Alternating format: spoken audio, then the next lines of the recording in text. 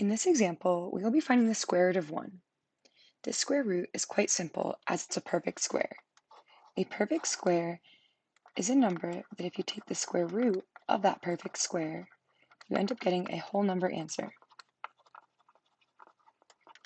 Taking a square root means that the number inside is made up of the same number multiplied by itself.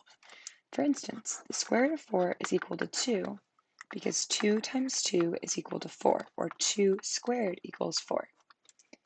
Now this example can help us solve the square root of 1. The square root of 1 can be written as the square root of 1 times 1, as 1 times 1 is equal to 1. And this can be also rewritten as the square root of 1 squared, because 1 times 1 is equal to 1 squared. Now we can see that the square root and the squared cancel out. So the square root of 1 is actually just equal to 1. And this is our solution.